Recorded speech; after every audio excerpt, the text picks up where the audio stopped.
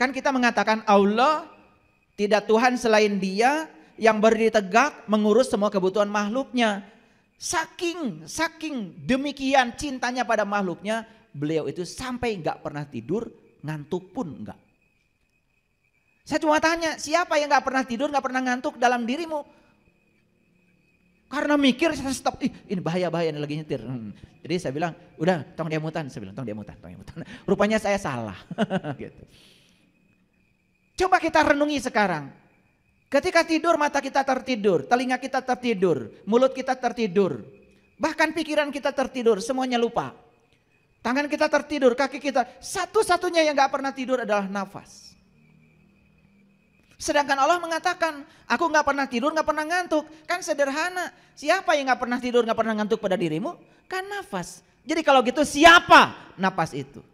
Kalau bukan Dia. Masih mencari kemana-mana. Padahal kita setiap hari bernafas. Makanya semua orang-orang belajar kesadaran yang diberdayakan nafas. Fokuskan pikiran pada nafas, sadari masuknya, sadari keluarnya. Orang-orang belajar kesadaran dimanapun seluruh dunia. Begitu caranya. Kenapa kita selama ini menyadari nafas saja tidak punya waktu? Padahal nafas adalah segalanya. Nafas adalah kekayaan yang luar biasa yang diberikan Allah kepada kita. Karena apa? Begitu hari ini kita berhenti bernafas, semua yang disebut milik kita berpindah tangan dalam sekejap. Bukankah bernafas itu adalah kekayaan yang luar biasa? Kenapa kita merasa tidak punya apa-apa? Padahal hari ini kita punya nafas. Dia yang tidak pernah tertidur, Dia yang tidak pernah terkantuk. Makanya saya sering bertanya, kenapa Anda bisa melihat saya? Karena punya mata. Salah. Orang mati juga punya mata, tidak bisa melihat. Orang mati punya telinga, tidak bisa mendengar. Orang mati punya mulut, tidak bisa mengunyah. Jadi sebetulnya yang menyebabkan semua kita bisa melihat, mendengar, mengunyah, dan merasakan semua jenis makanan, bukankah nafas kita? Sesederhana itu aja kita gak kenal. Jadi apa nafas itu? Nafas itu bukti keberadaan Dia sang hidup pada diri kita. Bukti keberadaan Allah pada diri kita. Makanya nanti kita akan menghembuskan napas kita yang terakhir. Itu yang disebut dengan kematian. Jadi mati itu cuman menghembuskan napas yang terakhir. Kemana? Ya ke sini. Kemana lagi? Kita ngambil napas dari sini, kita juga mengembalikan napas ke sini. Cuma itu saja kok. Bahkan sekarang kita pun tidak sadar kalau kita sekarang sedang mengalami hidup mati. Ketika napas masuk, hidup. Napas keluar mati, napas masuk hidup, napas keluar mati. Cuman frekuensinya terlalu cepat, kita seakan-akan merasa terus menerus hidup. Padahal kita sekarang sedang mengalami hidup mati. Bicara rahasia napas saja mungkin baru dengar hari ini ya. Yang sederhana aja, karena kita kadang-kadang ngaji itu terlalu banyak ngapalin. Ngapalin ini, doa itu. Terus saja Allah diatur-atur supaya ngikutin keinginan kita. Makanya kalian itu sudah capek, terlalu banyak ngapalin doa. Betul nggak? Sampai bingung, ya, saking banyaknya yang harus dihafal. Malah doa sendiri kan sederhana. Doa itu sebetulnya adalah undangan. Doa itu artinya ajakan. Sadari kehadiran Dia dalam diri, menyadari nafas itu sudah doa. Menyadari nafas itu doa. Kenapa? Lihat saya semuanya. Ketika nafas masuk, di ruang cipta kita sedang menciptakan yang negatif. Itu direkam loh oleh nafas kita dan dibawa keluar dan itu akan menjadi realitas. Itu yang disebut dengan hukum tarik menarik. Makanya hati-hati dengan pikiran. Apa yang dipikirkan itu akan menjadi kenyataan. Apalagi diulang-ulang. Mulai sekarang stop membicarakan yang kita tidak suka. Karena semua yang kita tidak suka kalau terus menerus diulang-ulang di pikiran, diulang di kata-kata. Itulah doa kita yang sebenarnya, itu yang akan menjadi kenyataan. Tidak suka sama perilaku pasangan karena keburukannya, stop membicarakannya pada siapapun. Pasti akan berubah pasangan menjadi lebih baik. Lucu kadang-kadang. Habis sholat didoakan supaya pasanganmu tambah baik. Tetapi keburukannya dibicarakan kepada si A, si B, si C, si Z. Itu yang akan terjadi. Yang paling sering dipikirkan, yang paling sering dibicarakan itu doa. Karena apa? Hati-hati. Karena Dia bersama dengan kita. Wujudnya adalah nafas kita. Nafas masuk merekam semua yang ada di ruang cipta. Nafas keluar membawa semua rekaman itu dan menjadi realitas dalam hidup. Hati-hati. Jadi inilah kreator kehidupan kita, pikiran kita. Hati-hati dengan pikiran karena dia adalah energi, dia adalah vibrasi, dia adalah frekuensi. Dan dia bisa menggetarkan semua sesuai dengan frekuensi yang dipancarkannya. Memancarkan yang negatif akan datang yang negatif, memancarkan yang positif akan datang yang positif. Makanya kita dikasih perasaan oleh Allah. Untuk apa perasaan? Untuk mendeteksi apa yang sedang terjadi dalam pikiran. Begitu pikiran kita sedang memproduksi yang buruk, perasaan kita tidak enak. Mulai nanya-nanya, akan ada apa ya? Kok perasaan gak enak? Cek pikiranmu, sedang mikirin apa? Sesederhana itu, malah nanya orang lain. Nanya dukun, nanya ahli nujum. Itu sudah tidak saintifik. Padahal sebetulnya rasa dan pikir itu diciptakan Allah untuk saling memberitahu, ada feedback. Jadi kalau rasa kita gak enak, cek pikiranmu sedang memproduksi apa. Coba. Ketika pikiran sedang tenang, perasaan tenang. Begitu pikiran mulai, wah suami saya di mana ya? Dengan siapa ya? Wah udah mulai gitu, perasaan gak enak. Tanya Mbah Dukun. Tanya pikiranmu sedang memproduksi apa? Itulah gunanya perasaan. Maaf ya, saya bicara yang seperti ini di berbagai pelatihan, saya pikir yang kayak gini sudah pada paham. Kenapa Allah menciptakan pikiran? Kenapa Allah menciptakan perasaan? Apa hubungan pikiran dengan perasaan? Banyak yang tidak tahu. Yang lucu banyak sekali orang yang menganggap dirinya sudah tercerahkan, ditanya yang begini aja nggak tahu. Lucu bukan? Ya itulah, karena dia sedang posisikan si lilin, api lilin yang tadi itu. Yang centil tadi, yang genit itu. Kesenggol saja sama udara, langsung mati.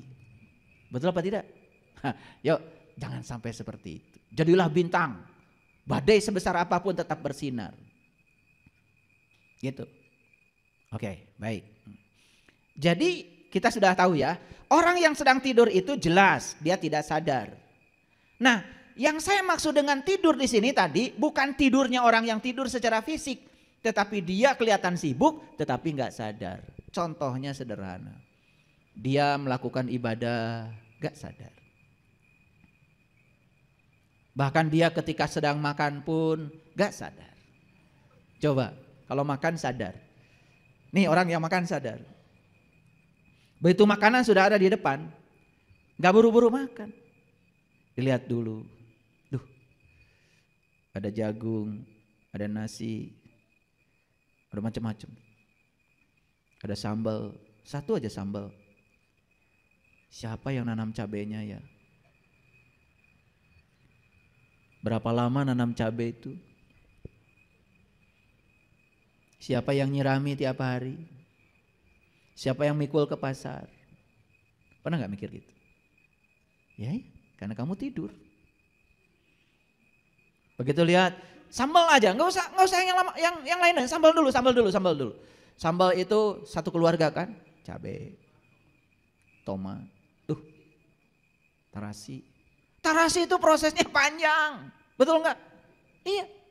Saha anu ngalalaukna ke tengah laut, betul? Waduh. Jadi sambal saja kalau dihitung, kalau saya tanya sekarang, siap berapa ribu orang yang berjasa menciptakan sambal, sampai sambal itu datang di hadapanmu. Kamu itu taunya cuman orang yang ngereno sambal segitu aja.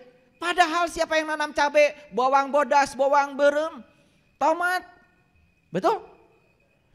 Apalagi pakai cikur, siapa yang nanam kencurnya juga, aduh luar biasa. Itu baru sebatas itu saja. Masa iya habis nyolek sambal kemudian ngomongin orang? Kalau orang yang sadar, duh betapa banyak ya hutang budi saya kepada banyak orang. Dari satu sambal saja, coet sambal. Encan nunyan coet nasaha. Nunyan mutu nasaha. Berapa lama dia itu, betul gak? Ngangkut, aduh. Kalau kita sadar saja di situ, ya mohon maaf ya. Saya kalau ngomong ini pengen nangis. Kenapa? Saya kalau mandang aja makanan, aduh. Masa iya saya berbuat jahat setelah makan, sementara saya sendiri begitu banyak berudang budi kepada makan. Belum lagi nasi, waduh, satu butir nasi itu luar biasa. Coba kita pikirkan satu butir nasi. Yang pertama yang berjasa siapa? Bumi, Ibu Pertiwi. Lamun eueuh tanah kumaha mau jadi. Yang kedua air, yang ketiga udara, yang keempat matahari. Apakah matahari berdiri sendiri di sana? Tidak. Dia dibantu oleh sistem tata surya yang sangat ruwet hanya untuk bersinar menyinari satu benih padi. Sadar gak? Ya gak sadar. Kita kehilangan kesadaran. Makanya makan saja hanya menjalankan rutinitas. Malah baru saja makan sambal langsung marah-marah. Tengenah ya teh sambal teh. Kurang iya kurang itu. Ya Allah. Itu perilaku setiap hari kamu. Dan ingin dibilang tidur, ingin dibilang sudah bangun dari tidur orang macam gini. Ya Allah. Kalau orang yang sadar, apapun yang dilihat, dia lihat dengan kesadaran. Ketika dia lihat makanan di depan saja, ya Allah. Belum makan. Allahumma Rabbana Allahumma barik lana fima razaqtana wa qina azabannar. Ya Allah. Berkahilah rezeki yang Kau anugerahkan padaku. Dan semoga setelah aku makan ini, semua makanan yang aku santap ini menjauhkan aku dari neraka. Tidak boleh ada satu orang pun yang terluka oleh kata-kataku setelah aku makan ini. Tidak boleh ada orang yang berkurang kebahagiaannya setelah aku makan ini. Begitu enggak? Saya tidak bicara sholat terlalu jauh. Itu aja yang sederhana. Ketika kamu pakai baju, pernah ingat gak siapa yang nanam kapasnya? Siapa yang memintal kapas menjadi benang? Siapa yang menjadikan benang jadi kain? Dan siapa yang menjadikan baju ini menjadi bagus? Coba. Sekarang tanya dari tadi pagi. Berapa banyak jasa orang yang kau pakai selama hidup? Lihat rumahmu. Begitu lihat kaca. Begitu lihat kayu.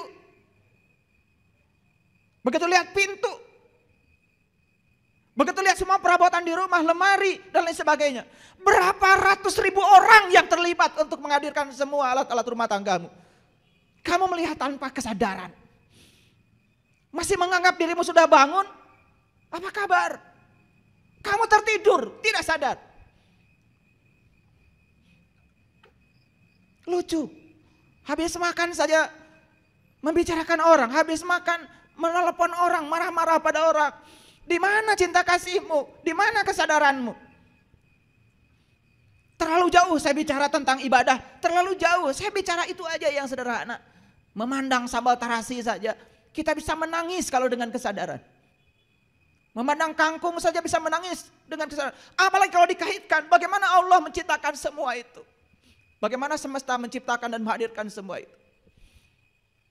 Makanya banyak yang menganggap lelucon. Ketika leluhur kita membuat upacara untuk padi dibilang musyrik. Siapa yang musyrik? Anda yang tidak saintifik, Anda yang tidak mengerti. Mereka menghormati semesta. Mereka menghormati bagaimana itu terbangun. Makanya saya kalau makan selalu saya ingat. Untuk semua makanan yang ada di hadapanku. Memanunggalah dengan tubuhku. Ketika memanunggal dengan tubuhku sehat, kuat, sempurna. Jangan datang ke tubuh ini membawa musibah. Makanya habis makan tidak pernah sakit perut. Sakit perut tidak ada masalah. Dengan cara makanmu. Setelah itu untuk semua orang yang telah berjasa menghadirkan makanan ini. Aku doakan semoga mereka sejahtera lahir dan batin. Untuk seluruh daya sambung semesta, tanah, air, api, udara. Terima kasih, terima kasih, terima kasih.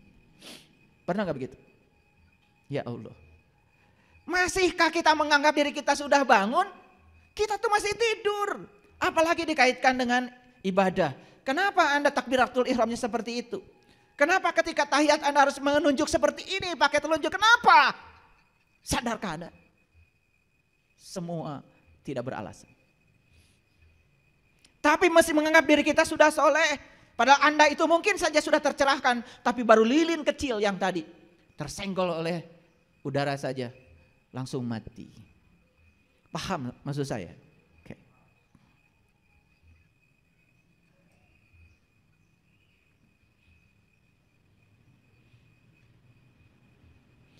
Inilah pepatah leluhur kita. Hirup teh kudu bisa ngahudangkeun kanu sare. Lihat saya semuanya. Kapan kita bisa membangunkan orang yang tertidur? Kapan? Kapan? Kalau kita sendiri sudah bangun. Anda tidak akan pernah bisa membangunkan orang yang tertidur. Kalau Anda sendiri tertidur, mustahil. Tidak pernah ada orang yang tidur membangunkan orang yang tidur. Gak pernah ada. Masalahnya sekarang terlalu banyak orang yang menyangka dirinya sudah bangun. Padahal sare kene. Pura-pura membangunkan orang yang tertidur. Ini masalah besar. Terlalu banyak orang yang tidak tahu, tetapi dia tidak tahu kalau dia tidak tahu. Dan menganggap dirinya tahu seakan-akan. Padahal dia tidak tahu. Cuma dia tidak tahu bahwa dia tidak tahu. Dia tidak sadar kalau dirinya pun masih tidur.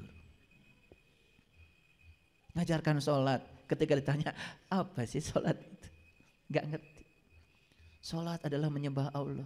Kalau menyembah, yang disembah dengan yang menyembah masih ada jarak dong. Betul apa tidak? Padahal kan sholat yang sebenarnya adalah merasakan kehadirannya. Kalau dia sudah hadir kok di sini. Bahkan dia mewujud sebagai napas kita. Pinjaman kehidupan pada diri kita. Sedekat itu Allah dengan kita. Kok kita tidak merasakan kehadirannya? Makanya belajar. Belajar wudhu yang benar. Belajar sholat yang benar. Wudhu itu bukan bersuci. Bagaimana bisa disucikan tubuh ini? Air kencing aja masih ada di dalam. Berak saja masih ada di dalam. Saya ngomong begini banyak yang menyerang saya. Padahal itu kan fakta. Jadi wudhu itu bukan bersuci. Wudhu itu bahasa Arab. Artinya berpisah. Berpisahlah kamu dengan segala sesuatu selain Allah. Baru kamu bisa memanunggal bersama Allah. Itu namanya sholat. Pelajari. Kenapa? Kenapa saya mengatakan begini? Karena kita ini terlena terlalu lama. Hanya terjebak oleh rutinitas. Wudhu yang menggunakan air di kamar mandi, yes, saya juga melakukan itu. Tetapi apa yang harus kita lakukan? Di situ. Kesadaran apa yang harus ditumbuhkan di situ? Kenapa Nabi Muhammad ketika sedang wudhu itu beliau banyak sekali afirmasi yang beliau bacakan. Ketika membasuh wajah beliau katakan, ya Allah putihkan wajahku dengan cahayamu. Afirmasi itu. Yang disampaikan ke wajah itu air. Tapi beliau doanya, ya Allah putihkan wajahku dengan cahayamu. Supaya wajah kita itu penuh dengan persahabatan. Tidak penuh curiga. Menyenangkan ketika bertemu orang. Tidak menakutkan. Habis wudhu masih menakutkan. Betul apa tidak? Ketika membasuh kaki. Nabi Muhammad mengajarkan, ya Allah kuatkan kakiku dalam menempuh syiratmu ya Allah.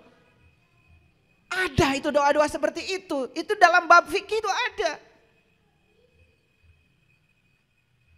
Kita semuanya hanya mengikuti kebanyakan orang. Orang melakukan begitu ngikut aja. Yang penting sudah basah wajah, sudah basah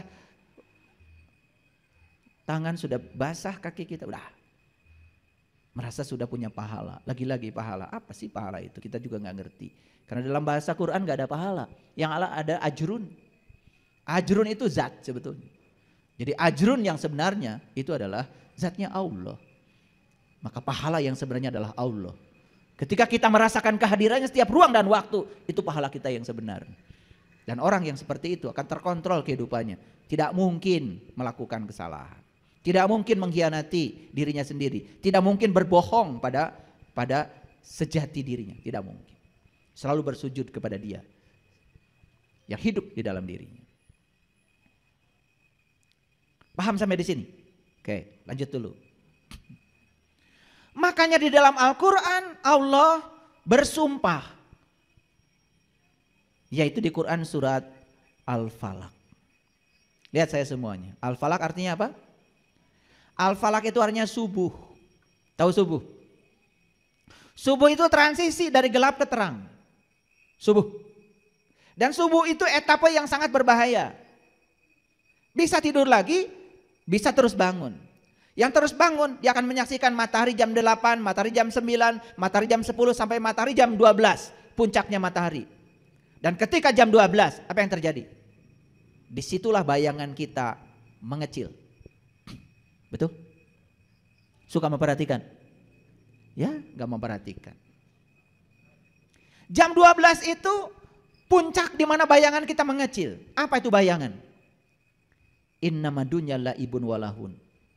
Sesungguhnya dunia itu adalah mimpi dan senda gurau. Dunia itu bayangan. Orang yang sudah sampai di puncaknya matahari, dia melihat bayangan itu mengecil. Artinya apa? Kemelekatan pada dunianya hilang. Gitu enggak? Itu secara fisik bukan? Secara spiritual Allah mengatakan di Quran, Rabbul masyriqain wa Rabbul maghribain. Aku punya dua matahari loh kata Allah. Satu matahari jasmani, satu matahari ruhani. Matahari jasmani ada di luar sana. Itu untuk proses fotosintesa jasmani. Tapi satu lagi ada matahari dalam diri kamu. Dan itu untuk proses fotosintesa ruhani. Selama ini matahari yang kau saksikan cuma satu di luar sana. Matahari dalam dirimu sampai hari ini belum disaksikan. Padahal pusat semesta ada dalam dirimu. Begitu kata Quran. Sanurihim ayatina fil afaq wa fi anfusihim hatta yatabainahum annahul haq. Aku bentangkan kebesaranku di segala ufuk. Dan yang paling penting aku bentangkan kebesaranku pada dirimu sendiri. Dan siapa yang menemukan kebesaranku pada dirinya, maka dia sudah menemukan kebenaran. Sudah menemukan belum? Makanya poek mongkleng buta rajin. Tubuh kita ini isinya kegelapan. Udah kegelapan tambah lagi ada sombong, angkuh, bodoh, tambah gelap. Padahal kalian sering baca Quran surat Ar-Rahman bukan? Aduh, kalau baca surat Ar-Rahman. Ar-Rahman 'allamal Qur'an khalaqal insan 'allamahul bayan. Asy-syamsu wal qamaru bihusban wan najmu was-sajaru yasjudan. Was-samaa'a rafa'aha wa wada'al mizan alla tatghaw fil mizan. Wa aqimul wazna bil qisti wa la tukhsirul mizan. Wal arda wada'aha lil anam. Fiha fakihatu wan nakhlu datul akmam. Wal habbu dhul asfi war rayhan. Fabi ayyi ala'i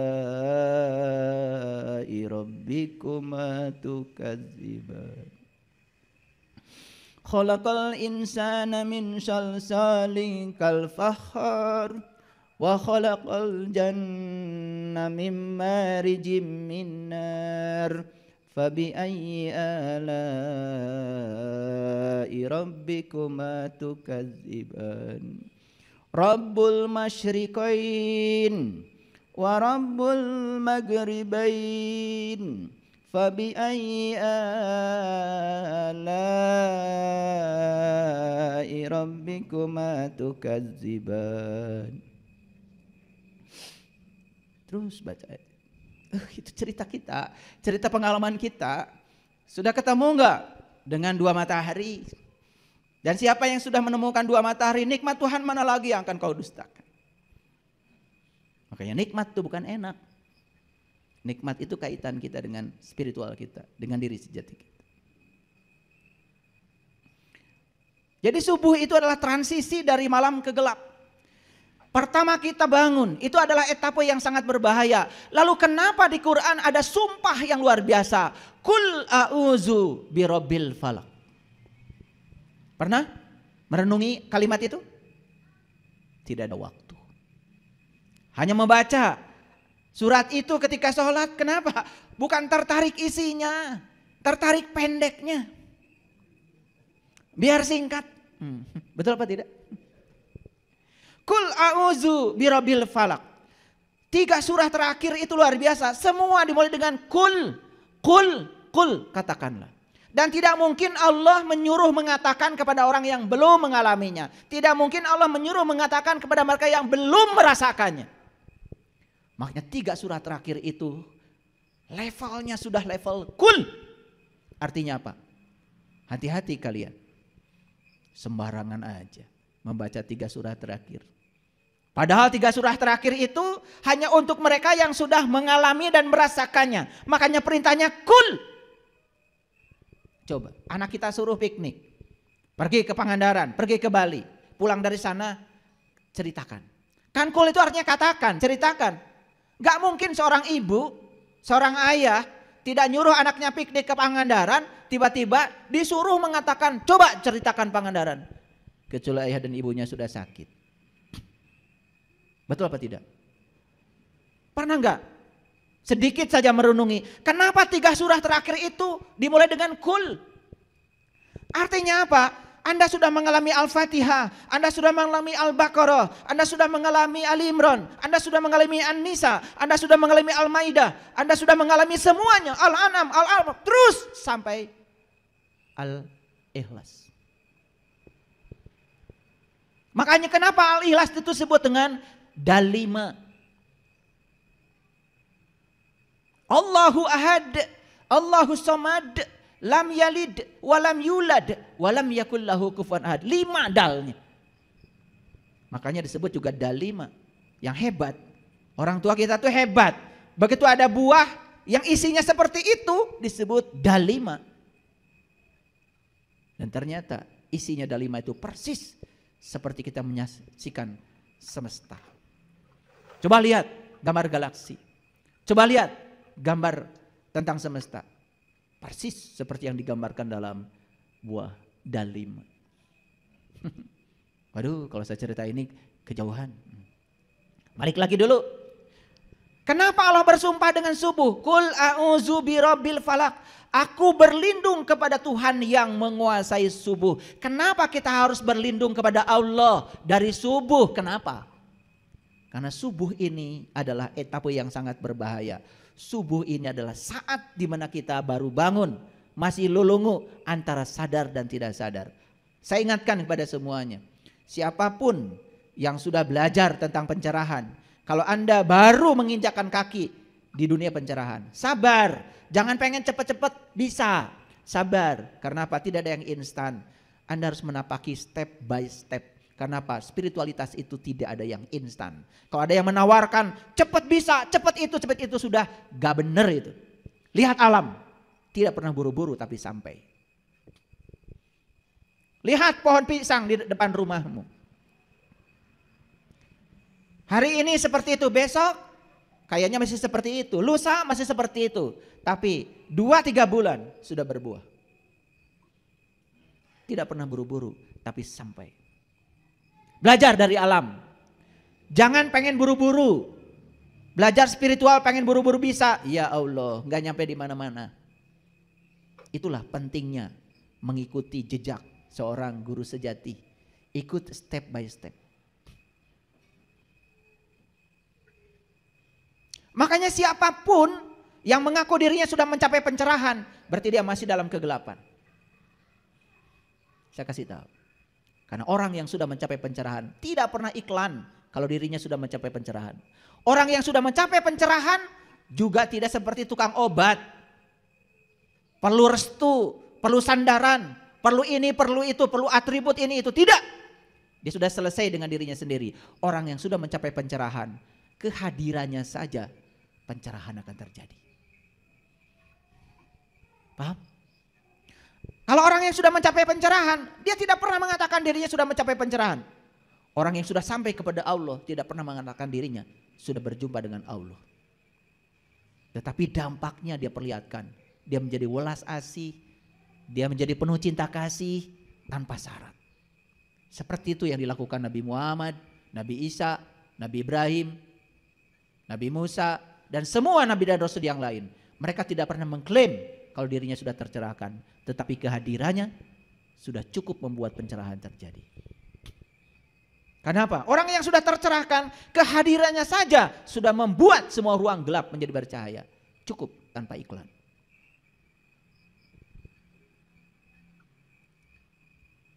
Aku berlindung kepada Tuhan yang menguasai subuh.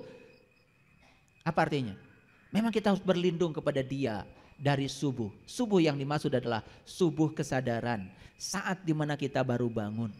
Makanya saya kasih tahu para sahabat. Begitu kita sadar, kalau kita tidak sadar. Jangan dulu iklan. Jangan dulu ngajak-ngajak orang. Ayo nikmati dulu sinar matahari pagi. Antarkan dirimu sampai jam 12 siang. Karena di situ bayangan sedang pendek-pendeknya. Karena orang yang sudah tercerahkan tidak butuh sandaran apapun. Bahkan dia sudah melihat kalau bayangan ini, dunia ini adalah senda gurau saja. Min syarri ma khalaq. Aku berlindung kepada Allah dari kejahatan makhluknya. Perhatikan kata-kata yang indah ini. Aku berlindung kepada Allah dari kejahatan makhluknya. Min syarri ma khalaq. Kapan sesuatu disebut jahat? Masih ingat Timor Leste? Dulu provinsi yang terakhir dari Indonesia. Betul? Masih ingat tentara-tentara kita diutus ke Timor Leste, Timur Timur dulu untuk memerangi separatis di sana? Masih ingat? Kata kita orang Indonesia yang ingin memisahkan diri di sana disebut separatis. Tapi kata orang Timur Timur yang ingin memisahkan diri mungkin aja dianggap pahlawan. Betul? Sanana Gusmao itu pemimpin separatis saat itu oleh kita dianggap sebagai teroris. Tapi oleh orang sana dianggap sebagai pahlawan. Bahkan sekarang berkali-kali jadi Perdana Menteri. Yang terakhir baru dilantik kemarin jadi Perdana Menteri Timur Timur. Jadi sebetulnya hati-hati dengan istilah jahat. Jahat itu relatif. Kata si A jahat, kata si B belum tentu jahat. Tergantung referensinya. Ngerti maksud saya? Makanya hati-hati. Referensinya apa untuk mengukur dia jahat atau tidak jahat? Orang yang mendalami ilmu agama, kata orang yang dangkal dibilangnya sesat. Bisa begitu kan? Padahal dia tidak mendalami. Orang yang tidak mendalami tentu saja. Orang yang mendalami tidak pernah menilai orang yang tidak mendalami. Dia terima saja setiap orang bodoh apa adanya. Karena orang yang sudah tinggi ilmunya tidak pernah dia menyalahkan orang bodoh. Karena orang bodoh itu belum pernah pintar. Kalau orang pintar pernah bodoh. Gitu aja bedanya. Paham? Itu aja kok. Jadi kalau orang pintar tidak pernah menyalahkan orang bodoh karena kasihan. Orang bodoh itu belum pernah pintar. Tapi orang bodoh ya orang bodoh suka menyalahkan orang pintar karena dia belum pernah pintar. Itu bedanya orang bodoh dengan orang pintar.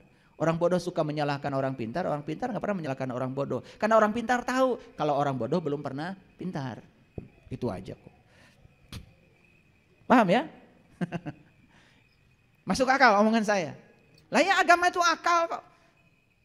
Nabi Muhammad yang bilang agama itu akal dan tidak ada agamanya bagi yang tiada berakal. Oleh karena itu maka agama itu harus dimengerti.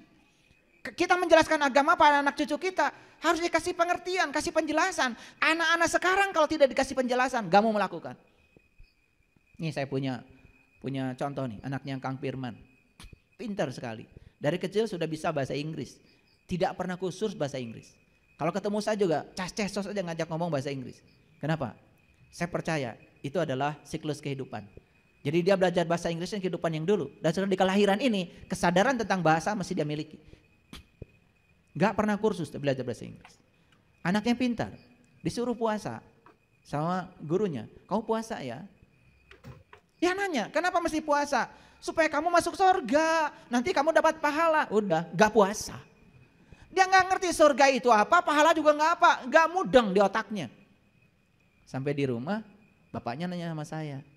Gimana nih menjelaskan sama anak pintar gini? Kasih tahu, kenapa mesti puasa? Supaya lambungnya istirahat. Kalau lambungnya terus bekerja nanti sakit. Gitu aja, besoknya puasa. Besoknya puasa. Karena dia merasa penjelasan ini masuk akal. Dan dari kecil kita pun kan diajarkan sesuatu yang kadang-kadang tidak masuk akal kita di kesadaran kita waktu itu. Betul apa tidak? Tapi hebatnya kalian melakukan aja. Itu hebatnya. Kenapa? Udah mati tingkat kekritisannya. Makanya ciri anak abad 21 itu 4. 1 kritis, 2 kreatif, 3 komunikatif, 4 kolaboratif. Pernah dengar itu? Ya saya juga gak tahu kalian tuh dengar apa. Baca apa, itu HP-nya, smartphone-nya dipakai apa, saya juga gak ngerti. Makanya saya lebih suka menerjemahkan aku berlindung kepada Allah dari tindakan yang tidak tepat. Daripada menyatakan dari kejahatan makhluknya. Karena kejahatan itu relatif. Tapi kalau kita berlindung kepada Allah dari tindakan yang tidak tepat, ini lebih masuk akal. Kenapa? Perhatikan saya. Kan tadi sebetulnya ketika kita ditanya oleh anak yang umurnya 5-6 tahun mau belajar puasa. Ketika kita mengatakan, nah puasa supaya kamu masuk surga. Supaya kamu dapat pahala nanti di akhirat. Kan gak masuk di otaknya. Kita sudah melakukan tindakan yang tidak tepat. Apakah jahat? Tidak, tapi nggak tepat. Tapi kalau kita menjawab pada anak itu, nah puasa. Nanya, buat apa? Supaya mulutmu istirahat, nanti giginya sehat. Supaya lambungnya istirahat, nanti lambungnya juga sehat. Beri kesempatan istirahat, jangan makan terus. Dia puasa ternyata. Itu tindakan yang tepat. Kita tidak lagi terkungkung oleh jahat dan tidak jahat. Jadi kita keluar dari aspek subjektif. Jadi objektif bukan? Jadi sebetulnya Bapak Ibu, sehari-hari itu kita sering melakukan tindakan yang tidak tepat. Makanya kita mohon perlindungan kepada Allah dari tindakan yang tidak tepat. Nah, orang yang melakukan tindakan yang tepat disebut orang yang sudah mencapai kebijaksanaan. Makanya saya di komunitas ini, saya tidak pernah menghukum. Ada terdengar ya, anggota di komunitas ini melakukan ini, saya nggak pernah menghukum kok. Saya tetap menerima dia apa adanya. Kenapa? Karena dia melakukan itu ya di kesadaran itu. Saya tidak bisa mengukur anggota saya di kesadaran saya. Dan kalau saya mengukur anggota saya di kesadaran saya akan menghukum. Kamu salah ya, kamu kurang, pasti begitu. Padahal yang dia lakukan yang tentu saja benar di kesadaran dia. Di kesadaran saya tentu saja menjadi salah, betul nggak? Oleh karena itu saya berlindung pada Allah dari melakukan tindakan yang tidak tepat. Ternyata kegelapan itu tidak bisa dilawan dengan kegelapan. Kegelapan hanya bisa dilawan dengan cahaya. Coba orang melakukan kesalahan, tetap saja kita baik sama dia. Dia akan menyadari kesalahannya sendiri tanpa harus dipojokkan oleh kita. Betul apa tidak? Yang ketiga, wa min syarri ghasikin idza waqab. Kita mohon perlindungan kepada Allah dari kejahatan malam apabila gelap. Apa maksud kalimat ini? Dari kejahatan malam apabila gelap. Kenapa mesti begitu? Luar biasa. Kalimat sastranya Al-Quran itu sangat luar biasa. Malam itu sering diidentikan dengan gelap. Dan gelap sering dikaitkan dengan kejahatan. Betul apa tidak? Padahal sebetulnya ya, malam dengan siang itu sahabatan. Malam dan siang itu mitra. Karena apa? Karena kita tidak akan bisa melihat bintang di siang hari. Justru kita bisa melihat bintang ketika malam. Jadi terang dengan gelap itu jangan dibenturkan. Karena terang dan gelap itu sahabatan. Terang dan gelap itu jangan diduelkan, tetapi diduetkan. Terang dan gelap itu jangan ditandingkan, tetapi disandingkan. Suami dan istri itu bukan untuk ditandingkan, tetapi disandingkan. Makanya kita sering bilang, sekarang kedua mempelai sedang disandingkan, bukan ditandingkan. Tapi kalian lupa setelah itu malah kalian bertanding. Betul? Iya. Kalau disandingkan, tahu sesuatu yang disandingkan itu dua hal yang berbeda. Siang dan malam itu beda loh, ketika disandingkan jadi bagus. Tapi kalau ditandingkan jadi perang. Suami istri itu beda. Beda cara berpikir, beda jenis kelamin, beda dibesarkan di keluarga, beda pendidikan, beda pekerjaan, beda hobi. Maka ketika disandingkan akan saling melengkapi. Begitu ditandingkan akan saling menyakiti. Hasilnya kayak gini, babak belur. Maaf ya, karena kelihatan. Jadi saya kalau lihat ya udah terus terang aja. Ya bengap-bengap kayak gini kan karena bertanding terus tiap hari. Saling memaksakan perbedaan, bukan saling menerima dan menghargai perbedaan. Coba kalau Anda sadar, suamiku berbeda dengan aku.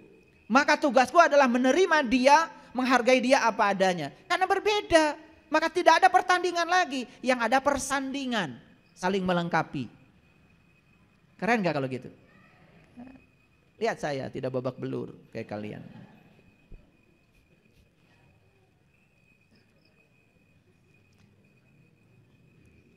Makanya kemarin di salah satu peserta di kelas holistik bilang sama saya begini. Saya beda banget Pak, katanya dengan suami saya. Maka saya memutuskan untuk berpisah. Terus belum selesai kan ceritanya, karena saya sudah tahu ceritanya walaupun belum sampai. Saya sudah tahu ceritanya. Nikah lagi kan? Iya Pak. Kok Bapak tahu? Ya tahu, karena itu kelanjutannya. Nah, belum dia cerita, saya langsung tembak lagi. Suamimu yang sekarang sama kan dengan yang kemarin ditinggalkan? Kok Bapak tahu? Iya tahu. Ya, saya bukan pakai ilmu nujum, saya riset. Karena apa? Kalau kita tidak selesai menerima seseorang, maka kita akan dikirimkan orang yang sama berulang-ulang sampai kita bisa menerimanya. Itu hukum alam. Jadi buat apa kita meninggalkan dia? Karena kita akan ketemu yang sama atau lebih buruk dari dia. Makanya pulang ke rumah setelah ini, kalian hormati suamimu, hormati pasangan hidupmu. Sembah sujud pada mereka. Karena kamu ternyata makhluk yang luar biasa. Unik dan satu-satunya hanya kamu di dunia ini. Begitu. Betul apa tidak? Itu barang yang paling mahal, limited edition. Iya. Karena mereka lah yang telah mengantarkan kita menjadi kita yang hari ini. Jangan dikira loh, cuman karena terjebak benar salah, kita jadi menolaknya. Suami saya cerewet. Ya iya. Karena sedang dihadirkan semesta untuk menjadikan kamu diam. Karena kamu dulu cerewet, maka dihadirkan suami yang cerewet. Karena kalau dihadirkan suami yang diam, kamu tambah cerewet. Karena belajar diam itu harus dari orang yang cerewet. Jadi ketika suaminya cerewet, langsung tahu pesan semestanya. Tuhan terima kasih, ternyata lewat suamiku yang cerewet ini, aku diajarkan diam. Betul apa tidak? Coba kalau suaminya diam, kamu yang cerewet. Jadi sebetulnya kalau kita sadar dengan ini, tidak ada pertandingan, yang ada persandingan. Tidak ada duel, yang adalah duet. Semua kalau disandingkan keren. Makanya perbedaan bukan untuk ditandingkan, tapi disandingkan. Yuk kita lihat. Dari kejahatan malam apabila gelap, maksudnya apa? Banyak orang yang gelap. Tetapi kalau dia tidak menggunakan kegelapannya, tidak menambah gelap. Jadi sebetulnya dari kegelapan malam apabila gelap itu karena apa? Banyak orang yang gelap dan dia menggunakan kegelapannya. Itu yang disebut dengan kejahatan dilawan dengan kejahatan. Jadi kita sebetulnya sedang memohon kepada Allah, ya Allah aku berlindung kepadamu agar tidak setiap kejahatan aku lawan dengan kejahatan. Itu maksudnya ayat ini. Paham? Jadi kalau anak nakal jangan dipukul, jangan dimarahi. Lihat dulu diri kamu. Kenapa anakmu seperti itu? Karena anak itu cermin dari dirimu. Paham maksud saya? Lihat saya semuanya. Cermin itu alat yang digunakan untuk melihat sesuatu yang tidak terlihat. Setuju? Setuju atau belum? Atau belum ngerti? Saya kasih contoh. Nih lihat. Mata itu tidak pernah bisa melihat pipi. Dari tadi iya katanya ngerti. Dikasih contoh baru ngerti sekarang ternyata. Mata itu tidak bisa melihat pipi, makanya pakai cermin. Betul. Ketika pakai cermin kamu lihat pipimu. Makanya ketika melihat pipi langsung hasil bedak. Oh ternyata pipi saya banyak hitamnya. Dipalsukan sedikit. Biar kelihatan agak kinclong. Kan begitu. Tambal-tambal macam-macam, kurang kandel, tambal deui. Hasilnya kayak dakocan. Betul? Iya.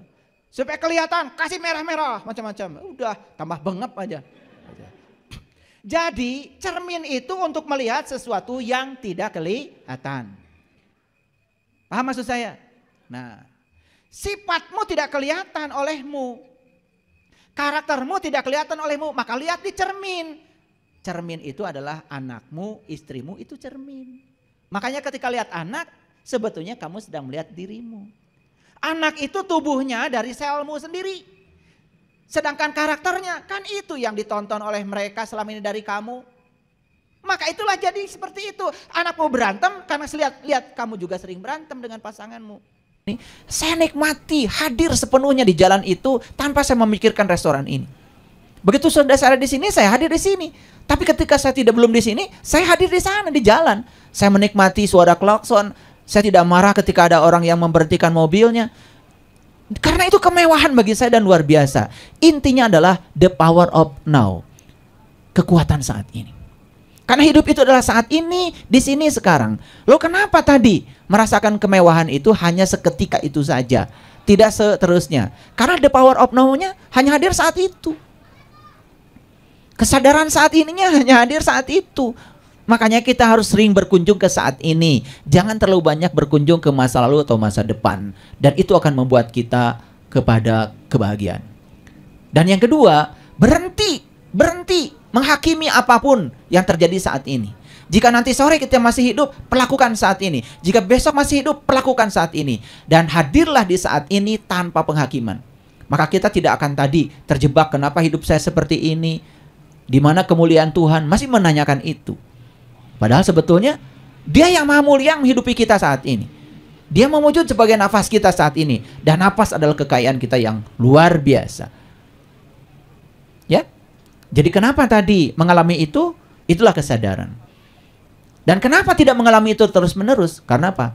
Karena the power of now-nya tidak konsisten. Kehadiran saat ininya tidak konsisten. Perasaan kita saja kita hadir di sini, padahal kita sedang berkunjung ke masa lalu dan masa depan. Coba latih terus, sering berkunjung ke saat ini. Kemewahan itu akan terasa luar biasa. Minum saja, luar biasa. Bisa mengangkat gelas ini, botol ini, mewah. Karena suatu saat kita tidak akan bisa mengangkat ini lagi. Kalian bisa duduk sekarang, mewah loh. Coba perhatikan astronot. Mau minum kopi saja harus bikin yang namanya gelas anti gravitasi. Betul nggak?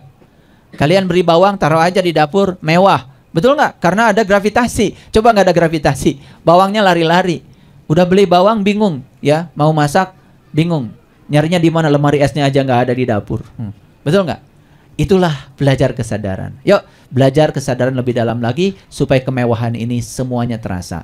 Begitu kita merasakan semua kemewahan di sini saat ini sekarang, itu yang disebut dengan syukur. Ya. Nah, pertanyaan yang kedua karena ditanyakan sama Romo, jadi Romo yang harus jawab. Ya, saudara siapa tadi ya? Anun ya? Anut ya? Dari mana tadi? Padalarang ya. Pertanyaannya Kerasakti. Tuh, sering nonton film Kerasakti ya? Ya tadi sepintas saya jelaskan tentang Vipassana Bhawana. Dalam meditasi kita ada yang namanya disebut dengan meditasi pandangan terang. Sadar setiap saat. Jadi kalau Bapak Ibu duduk di sini mendengarkan saya nih. Bukan hanya mendengar loh, mendengarkan. Jadi kalau saya babarkan seperti ini kita mencerap nih. Itu berarti kita sadar. Tapi kalau hanya mendengar, tuh tadi Romo ngomong apa? Nggak tahu. Kan saya cuma mendengar, tidak mendengarkan. Ya kan? Beda lagi gitu. Jadi harus sadar setiap saat tuh gerakan apapun. Misalnya di sini pikirannya jangan kemana-mana saat ini kan. Jadi manusia tidak bisa kembali ke masa lalu. Takdir itu kemarin, hari Selasa. Kalau kamu melakukan kesalahan kemarin, kamu nggak bisa kembali untuk merubah. Supaya jadi benar yang ada saat ini dan ke depan. Kalau hidupnya masa depan ya cemas, khawatir, ya kan? Waduh, gimana nih? Jadi kuncinya tadi Ayah udah kasih tahu, bersyukur. Bersyukur kita kumpul di sini, diberi badan yang sehat, bisa sharing dharma, ya, bisa mendengarkan ajaran Tuhan. Padahal saat ini nih di jam yang sama, kita nggak tahu di tempat lain masih ada yang hura-hura, mungkin mabok-mabokan, mungkin di mall lagi otaknya lagi mau belanja, ya harusnya kan bersyukur, ya. Jadi hidup itu bisa menerima semua apa adanya, mungkin kuncinya ikhlas dan perlu kesabaran. Jadi kalau belum panen buah karma kita ya sabar. Tugas kita tetap beri pupuk, tetap sirami tanaman kita. Jangan kita cuma mengeluh karena nggak punya sepatu. Padahal orang yang nggak punya kaki juga banyak tuh diamputasi, betul nggak? Kamu tadi bilang naik sepeda motor, yang jalan kaki kan masih banyak. Yang sepeda juga banyak. Jadi kalau kita mau ukur duit kita di sini, ini lain-lain nih di kantong nih. Ya ada yang 100.000, 50.000, ada yang 10.000, ada yang bahkan nggak punya duit kali di kantongnya. Kan bersyukur banget kan? Jadi sehat itu bersyukur ya. Kita diberikan apapun dalam hidup bersyukur. Setelah mensyukuri apa yang kita miliki, terus kita tidak mau juga menyerakai haknya orang lain. Bangkunya di sini. Ini bangkunya saya, bangkunya Ayah. Saya nggak menyerakai bangkunya Ayah, ya memang bangkunya di situ, ya kursi saya di sini kan. Nah mengenai Kerasakti, sebetulnya itu adalah legenda. Kitab Seiyu mengambil kitab suci ke barat, dari negara Cina ke India. Kerasakti ini adalah kelahiran daripada alam semesta. Jadi ceritanya tuh ada sebuah batu besar, kena panas, kena hujan, batunya hamil. Lahirlah kera batu yang namanya Sunggokong ini, Kerasakti. Nah bayangkan, maka dia disebut dengan nama Kitian Taiseng, itu artinya dewa alam semesta. Dan gak ada yang bisa mengalahkan dia kecuali Buddha. Ya. Nah, dia melambangkan apa dalam diri kita? Karena kan ada gurunya, ada Kerasaktinya, ada Cupatkai, tahu kan siluman babi? Nah, ada siluman air, Saceng yang bodoh. Nah, itulah kenapa dalam diri kita ada pikiran, ada hati Buddha, ada jiwa serakah, ada kebodohan. Lawannya siapa? Siluman-siluman, siluman laba-laba. Siluman laba-laba kan kakinya 8 tuh. Untuk mempraktekkan 8 ruas jalan utama kan sulit tuh. Berpandangan benar, berpikiran benar, berucap yang benar, ya berbuat yang benar, bermata pencarian yang benar, itu kan 8 ruas itu sulit. Nah ketika Sunggokong pikiran ini tahu misalnya ada siluman yang menyamar sebagai orang biasa untuk ditolong, tapi si guru ini kan nggak tahu kalau ini siluman yang sedang menyamar. Hati itu nggak tahu, yang tahu pikiran. Ditangkap akhirnya gurunya, pusing lagi kan Sunggokong. Ini sebenarnya untuk menunjukkan bahwa pikiran dan hati harus bekerja sama. Maka ketika seseorang mencari Tuhan, ribuan kilometer berjalan untuk mencari Tuhan. Bayangkan, akhirnya suatu hari dia menemukan Tuhan. Di mana Tuhan itu berada? Apabila engkau telah menyatukan antara pikiran dan hatimu, kamu menemukan Tuhan. Ternyata jarak Tuhan dengan kita hanya 1 kaki, 1 foot only. Maka dalam ayat dikatakan aku lebih dekat dari urat lehermu. Ya, tapi antara pikiran sama hati kita nggak pernah sinkron, betul nggak? Kalau mengandalkan pikiran kita jadi sadis, jadi licik. Mengandalkan hati, jadilah kita orang bodoh yang baik hati. Seolah kita baik, padahal kita bodoh. Betul nggak? Coba, misalnya di sini ada pengemis. Kalau mengandalkan pikiran, itu pengemis datang, pasti dipikir-pikir. Wah orang sehat-sehat, minta-minta. Kalau mau ngasih pun dipilih duit recehan yang paling kecil. Kalau ada gopean tuh, yang logam. Tapi kalau hati yang bergerak, begitu datang, langsung cabut dompet, kasih. Itu namanya kita mengandalkan hati. Hati nurani kita.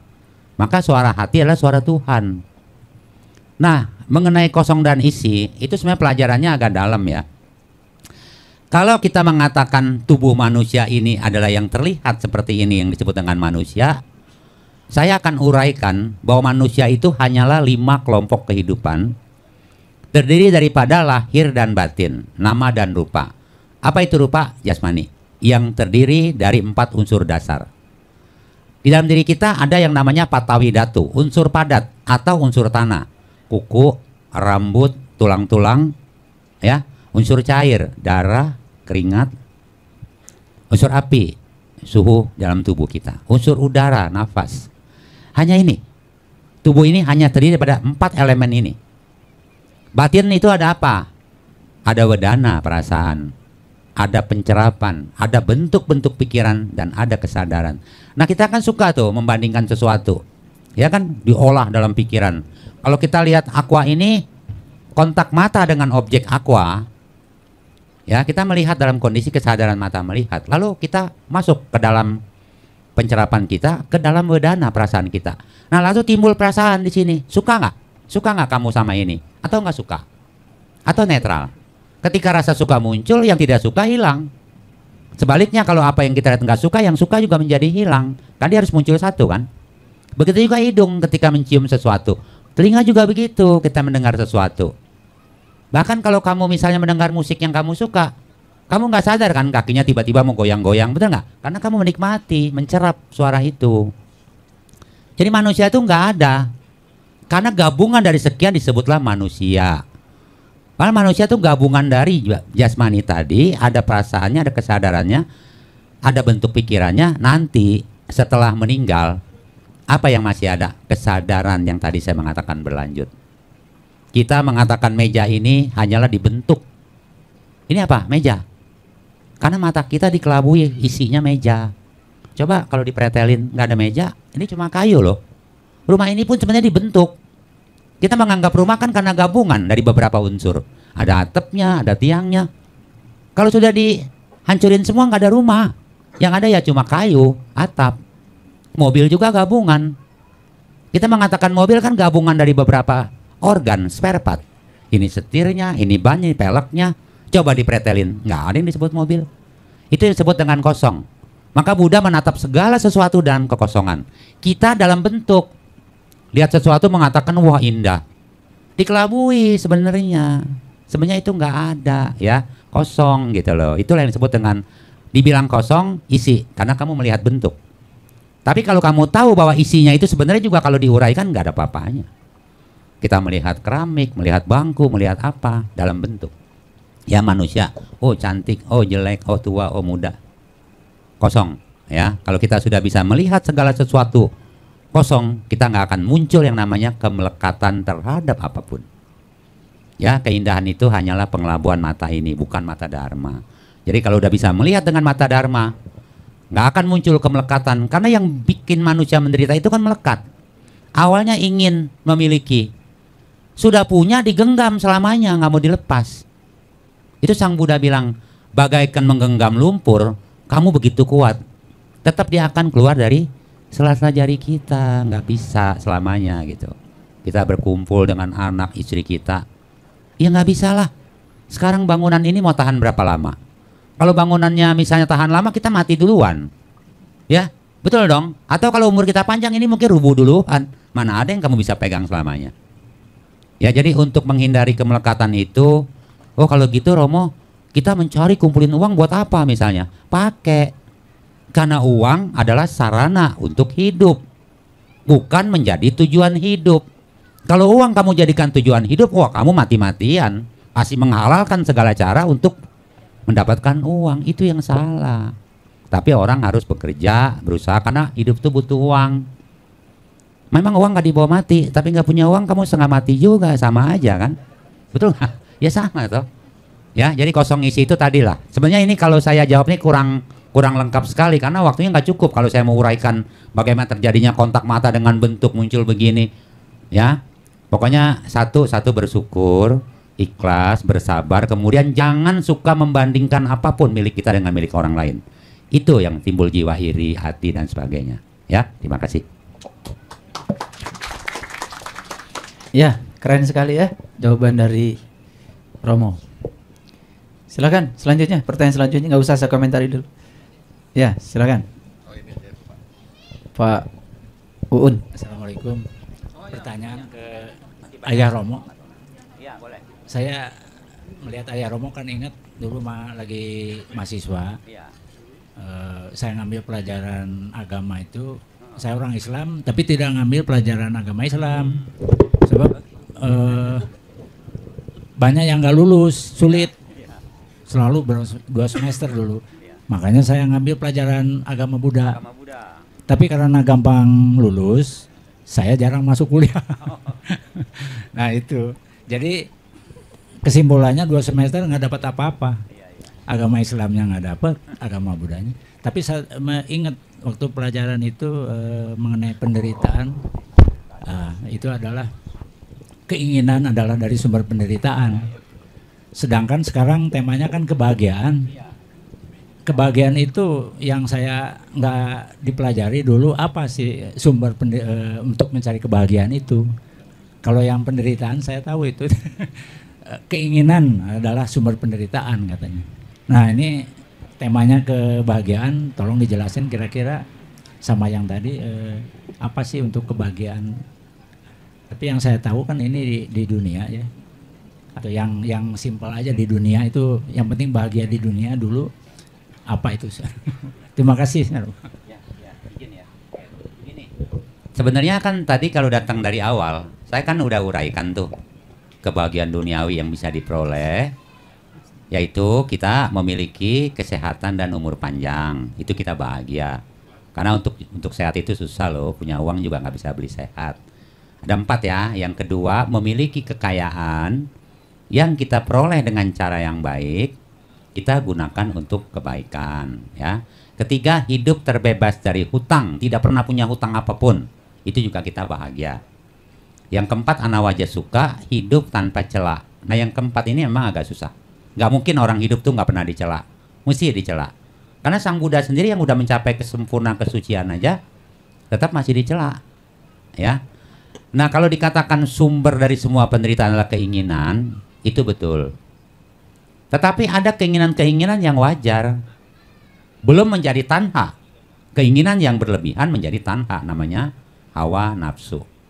Itu yang disebut dengan kemelekatan pada sesuatu. Misalnya begini, ini kan kafe nih, restoran.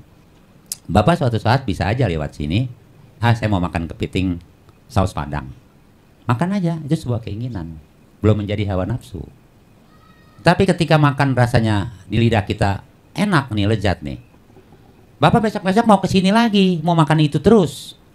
Itu yang menimbulkan duka. Karena bisa saja suatu saat restorannya tutup. Atau barang yang mau dipesan nggak ada. Itulah keinginan yang tidak tercapai, namanya duka.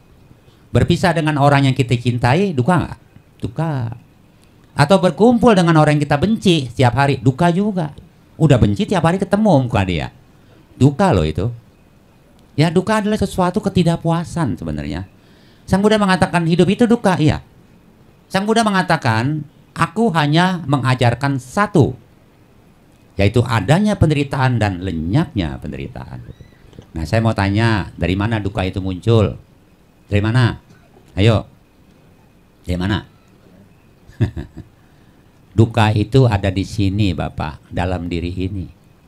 Dan lenyap pun di sini, bukan di luar. Sama dengan tadi, kelahiran tuh ada di sini dan kematian pun ada di sini, bukan di luar. Luar hanyalah kondisi. Jadi orang bisa mati karena kecelakaan pesawat, jatuh, minum racun, bunuh diri dan sebagainya. Tapi kematian menyertai kita. Nah, sama dengan duka. Duka itu dalam diri kita. Nah, kalau bahagia memang harus diusahakan bagaimana supaya kita bahagia. Tuhan nggak kasih kita dari langit, saya kasih kamu bahagia enggak. Tapi bahagia harus berusaha untuk hidup bahagia. Nah kalau ingin bahagia, coba bahagiakan orang lain. Makanya kalau kita suami istri nih ya, kalau menikah, jangan coba-coba menuntut pasangan kita untuk membahagiakan kita. Cobalah kita berusaha membahagiakan pasangan kita. Kita loh yang berniat membahagiakan dia. Dari situ timbal baliknya dia pun akan bisa memberikan kebahagiaan kepada kita. Maka Buddha mengatakan semoga aku berbahagia. Bebas dari kebencian, bebas dari penderitaan. Nanti Bapak lempar keluar lagi. Semoga semua makhluk juga berbahagia. Kalau kita belum bahagia, masa mau doain orang bahagia? Kalau kita masih terikat dalam belenggu keserakahan kita, kebencian kita, kebodohan kita nggak bisa mengajarkan orang lain dhamma. Ya, harus orang yang sudah terbebas dari belenggu itu, baru dia bisa mengajarkan dhamma ini kepada orang lain. Itu namanya dia sudah praktekin, ya. Jadi saya rasa itu sih kalau tentang kebahagiaan dan penderitaan ya. Kalau gitu hidup dari agama Buddha itu pesimis dong. Ada duka mulu gitu. Padahal duka itu kan sebenarnya tidak bahagia. Jadi hidup ini kayak duka lenyap bahagia, bahagia lenyap duka. Hanya terombang-ambing begitu aja kan. Ntar surga neraka. Masa mau begitu terus? Lenyapnya duka muncul kebahagiaan. Ya, gitu. Ntar lenyapnya bahagia muncul lagi kedukaan. Kan seperti anicca. Tahu anicca? Segala sesuatu tidak kekal, berubah. Jadi yang kekal apa? Yang kekal adalah perubahan itu sendiri. Karena semuanya berubah. Kita nggak bisa mau minta muda terus, nggak bisa. Kita nggak bisa suruh tubuh kita, hei ayo muda terus, hei jangan keriput, nggak bisa. Rambut jangan putih, putih juga dia. Karena tubuh ini bukan kita, bukan punya kita. Maka perasaan bukan aku. Kalau perasaan itu perasaan aku sendiri, aku tentu bisa mengontrol perasaanku. Ketika terjadi peristiwa yang menyedihkan, aku tidak menangis. Buktinya menangis. Ya kan, karena kita tidak bisa menguasai perasaan kita, pikiran kita, tubuh kita. Ya kan, nggak bisa. Kan dikatakan rupang anicang. Tubuh adalah bukan aku. Wedana anicang, perasaan bukan aku. Pikiran juga bukan aku. Ya, jadi kalau misalnya udah bisa mendisiplinkan pikiran, mengendalikan pikiran, itu Buddha. Maka Buddha adalah yang telah mengendalikan pikirannya. Sun Gokong tadi. Ya hanya Buddha. Karena Sun Gokong kan liar tuh. Pikiran liar nggak? Pikiran liar loh, seperti kera dia kan. Wah, makanya dilambangkan Sun Gokong kera. Lompat sana lompat sini. Apa istirahatnya? Tidur. Ternyata tidur aja pikiran tidak tidur. mengembara, jadi dia mimpi, bener nggak? Tidur aja dia masih mengembara, gimana coba? Apa yang bisa menjinakkan ya dengan meditasi ya? Kita langsung konsentrasikan pikiran kita pada satu titik objek. Ya untuk selanjutnya nanti Ayah kali jelasin meditasi ya. Ya terima kasih ya jawabannya begitu. Ya, gimana? Ayah, Un? Ya. Belajar agama Islam tidak serius karena nggak mau ngontrak agama Islam karena agama Islam rumit. Itu banyak tuh. Mohon maaf ini saya kenalkan ya. Pak Un ini dari Seni Rupa ITB, beliau arsitek. Jadi saya punya juga yang model Pak Un ini. Masih muda itu. Dia itu yang punya Jojonomic itu. Dia sudah menjadi pebisnis kelas nasional ya. Nah ini beda. Dia ngontrak agama Buddha dan serius belajarnya. Padahal agamanya Islam. Jadi di ITB rupanya nggak masalah ya. Yang agama Islam mengontrak mata kuliah. Karena itu MKDU namanya. Mata kuliah dasar umum. Jadi tidak masalah ingin mendalami agama lain. Dan ternyata ya. Jadi lebih kaya itunya apa? Sudut pandangnya. Sudut pandang.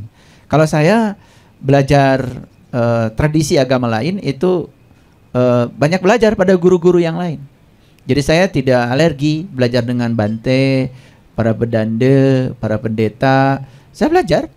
Karena begitu kita merasa kita ini tahu, sudah semua pintu keilmuan tertutup.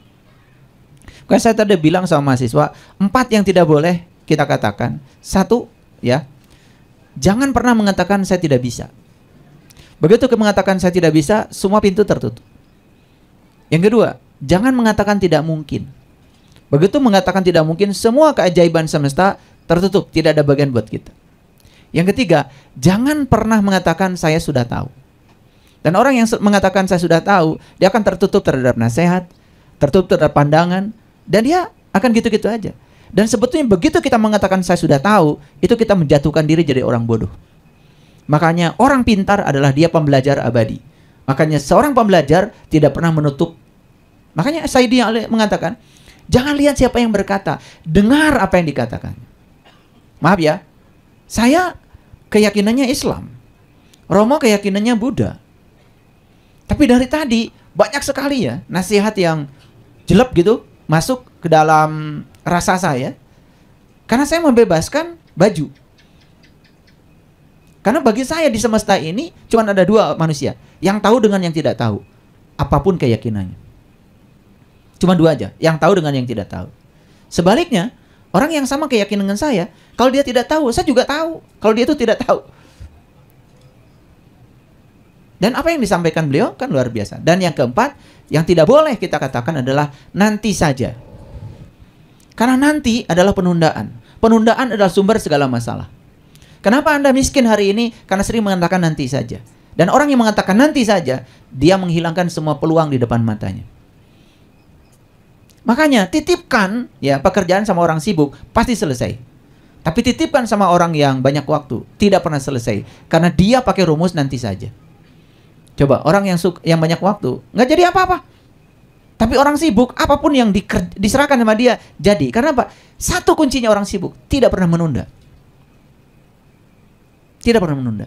Saya punya waktu 15 menit saja bisa baca 2-3 skripsi. Dan mahasiswa bisa telaah skripsi sehingga dia tidak usah ditunda ujian sidangnya. Bukankah menyelamatkan orang? Tapi orang yang banyak waktu, mungkin 15 menit bagi dia tidak berharga karena saking banyaknya waktu sehingga dia membuang waktu. Jangan dikira saya hadir di sini ngasih pelayanan seperti ini, saya juga tidak punya pekerjaan lain. Tapi gimana kita aja untuk memanage semuanya? Kita atur jam tidur kita jam berapa sampai jam berapa, bagaimana tidur kita berkualitas, bagaimana kita tidak melekat pada sesuatu sehingga tidur kita deep sleep, kita dapat tidur yang bagus. Karena kualitas tidur menentukan kualitas hidup. Makanya cerita tentang Sun Gokong tadi itu kan kemudian diabadikan juga cerita Ramayana. Cerita Rama dan Sinta. Rama itu kan diri kita. Sinta itu kan kesadaran yang dicuri oleh siapa? Oleh Hanuman. Hanuman juga perwujudannya monyet juga. Ya toh? Dicuri oleh Rahwana itu si Dasamuka. Dasamuka kan pikiran. Pikiran ini Dasamuka banyak wajah. Pura-pura baik, pura-pura santun, pura-pura dermawan, padahal sebetulnya tidak. Itu. Makanya dalam hidup kita ini kan sebetulnya kita merebut kembali Sinta yang dicuri oleh Rahwana supaya menjadi milik pribadi kita sehingga kita hidup berkesadaran. Makanya di situ perlu bantuan Hanuman. Hanuman kan perwujudan dari seorang guru yang berkesadaran. Nah, guru yang berkesadaran itu wujudnya Hanuman. Makanya dibikin jembatan untuk merebut kembali kesadaran yang hilang. Jadi kalau kita pergi ke Bali nonton Sendrata Hari Ramayana yang kemudian ditampilkan dalam tari kecak ya. Itu kan asik ya kalau kita mendengarkan kata Romo. Tapi kalau kita cuma mendengar ya itu. Apalagi orang lain bicara ya ini ngobrol. Orang yang macam kayak gitu itu sudah tertutup dari hidayah. Saya kasih tahu ya, ini yang beragama Islam. Di Quran dikatakan begini. Alladzina yastami'unal qaul fayattabi'una ahsanahu ulaika hadahumullah ulaika hum ulul albab. Orang yang mau mendengarkan perkataan, mendengarkan ya, dan mengikuti yang dikatakan dengan penuh semangat, energetik, maka Allah janjikan, ulaika hadahumullah, pasti dia akan mendapatkan ide, petunjuk, gagasan yang menjadi hidayah bagi dia. Dan puncaknya apa? Ulaika hum ulul albab. Dia akan menjadi ulul albab. Siapa ulul albab? Ahlul bait. Ahlul bait itu siapa? Orang yang sudah menjadi keluarganya Tuhan, keluarganya Allah. Dan ketika dia menjadi keluarganya Allah, maka akan dia menjadi seperti. Itu namanya tahaluk bi ahlakillah, berakhlak seperti akhlaknya Tuhan. Sudut pandangnya seperti sudut pandangnya Tuhan. Maka dia akan terbebas dari yang namanya penderitaan. Walaupun sakit, dia tidak menderita dengan sakit. Rasa sakit karena sakit itu adalah alami. Tetapi penderitaan karena kita sakit itu pilihan. Pilihan. Kita mau menderita karena sakit atau tidak, itu pilihan.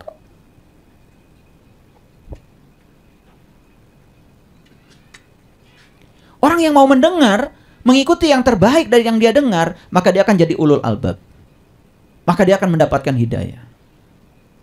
Ketika kita mengabaikan semua yang dikatakan orang, hanya mendengar tapi tidak mendengarkan, bahkan kita bersuara, sibuk sendiri, itu sudah tertutup dari hidayah. Dan hidayah itu tidak akan pernah bisa diberikan kepada Allah kecuali kepada mereka yang menginginkannya. Yahdillahu linurihi mayyasa. Aku akan menunjukkan pada cahayaku siapa yang aku kehendaki. Siapa yang dikehendaki oleh Allah? Yang punya kehendak. Yang tidak punya kehendak tidak akan dikehendaki. Karena Allah menginginkan semua dimulai dari dirimu. Makanya tadi saya juga menawarkan jalan baru kepada komunitas saya. Ya sementara di komunitas saya dulu. Apa jalan barunya? Berhenti menuntut untuk dicintai, tapi ungkapkan cinta. Itu salah satu cara yang sangat luar biasa untuk mengubah orang. Berhenti menuntut dicintai, tapi ungkapkan cinta. Dan siapa yang mengungkapkan cinta, maka hadiahnya adalah cinta. Ya. Baik, ya. Silakan. Tadi ada di belakang. Kasih kesempatan. Yang terakhir nanti saya mau minta sharing dari siapa? Bu Nur? Pak Theo nanti. Pak Theo ini tadi cerita sekilas dengan saya tentang apa yang beliau tangkap dari kajian-kajian saya yang di itu. Saya ingin minta pandangan beliau terhadap itu dan nanti kita berdiskusi. Nanti setelah penanya mungkin saya berikan kesempatan dulu kepada Pak Leo. Silakan. Bismillahirrahmanirrahim. Assalamualaikum warahmatullahi wabarakatuh. Salam sejahtera untuk kita semua. Di sini saya ingin bertanya tentang kebahagiaan.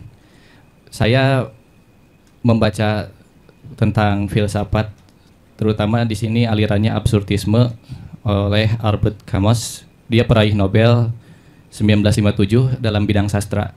Dalam filsafat absurdisme itu dia mengungkapkan bahwa usaha untuk mencari makna tentang sesuatu hal itu sebenarnya absurd. absurd dan tidak akan pernah tercapai dan akan selalu gagal. Itu salah satu ungkapannya. Seperti contoh saya misalkan dulu ingin membeli baju ini. Sesudah membeli baju ini, ya sudah, begitu saja, tidak bahagia, tidak ada apa-apanya. Atau saya ulangan, berusaha belajar sebelum ulangan itu, lalu setelah ulangan, ya sudah, gitu-gitu aja. Mungkin itu filsafat absurdisme itu seperti itu. Mungkin apakah benar dunia itu seperti itu, seperti yang dijelaskan dalam filsafat absurdisme itu? Kalau begitu, kenapa kita harus mencari kebahagiaan? Ya, bagus sekali pertanyaannya. Semakin berusaha mencari kebahagiaan, semakin tidak akan bahagia. Karena saat mencari saja sudah menciptakan penderitaan. Orang yang menunggu bahagia selamanya menunggu. Oleh karena itu, ada dua. Ada pengetahuan konsep, ada pengetahuan rasa. Pengetahuan konsep itu definisi. Semua yang dijabarkan dengan kata-kata, itu yang dimaksud dengan filsafat tadi adalah kebohongan. Semua definisi itu kebohongan. Karena semua definisi adalah pernyataan. Dan semua pernyataan tidak akan pernah bisa mewakili kenyataan. Dunia ini bukan definisi, dunia ini kenyataan. Dunia ini adalah realitas. Oleh karena itu, saya berani mengatakan bahwa kebahagiaan itu sebetulnya kemampuan menerima realitas. Karena realitas adalah kebenaran. Dan tidak ada realitas yang di belakangnya tidak ada kehadiran Tuhan. Dan semua kehadiran Tuhan pasti cinta kasih Tuhan.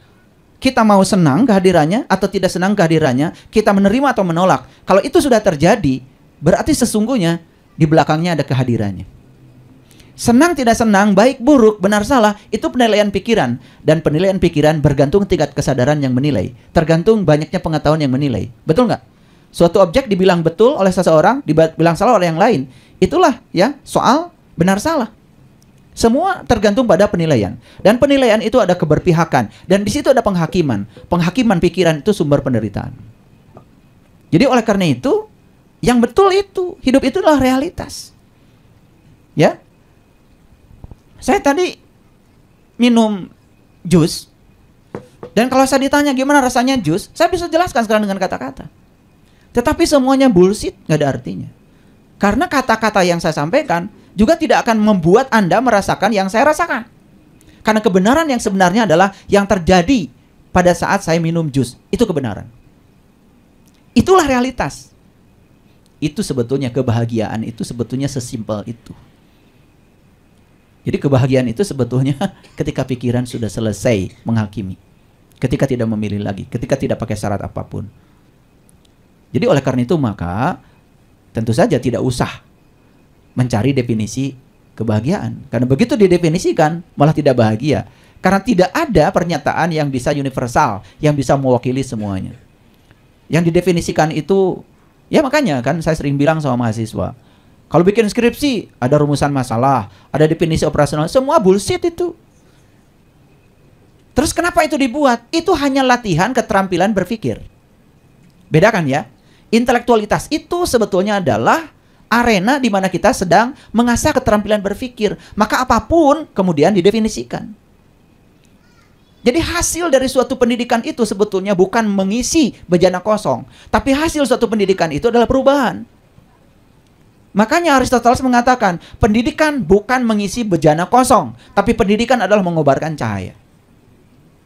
Jadi kalau Anda yang sekolah ini terus menjejali kekosongan bejana Anda dengan berbagai macam knowledge, itu semua bullshit dan gak ada gunanya. Ini yang tidak dipahami. Ini yang tidak dipahami. Padahal hasil dari suatu pendidikan itu adalah oleh Bloom itu apa? 1, mampu mengingat. 2, mampu memahami. 3, mampu menerapkan yang dia pahami. Yang keempat, mampu menganalisis. Yang kelima, mampu mengevaluasi. Dan hasil pendidikan itu yang keenam adalah mensintesa. Mencipta. Jadi kalau mengulang-ulang, mohon maaf ya, saya bukan menyepelekan. Kan banyak sekali orang yang bangga, oh saya sudah hafal sekian juz, sekian juz, sekian juz. Lah HP saya aja hafal 30 juz. HP saya ini, pinter. 30 juz hafal. Berarti masuk surga dong HP saya. Sekarang kita tidak butuh penghafal. Kita butuh pengamal yang bisa mensintesa kitab suci menjadi kenyataan hidup.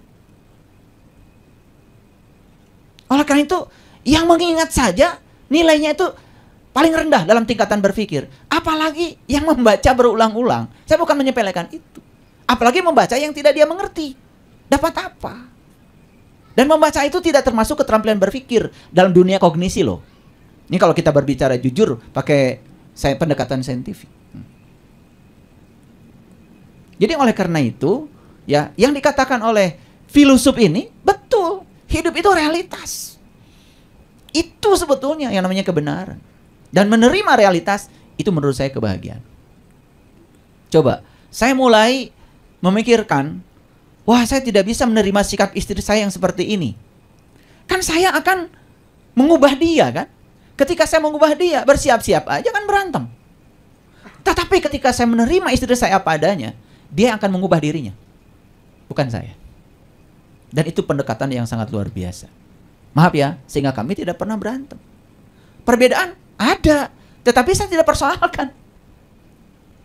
Kan dipersoalkan karena ada penghakiman. Oh, ini kamu melakukan kesalahan nih, maka saya hakimi. Kamu melakukan kebenaran, saya hakimi.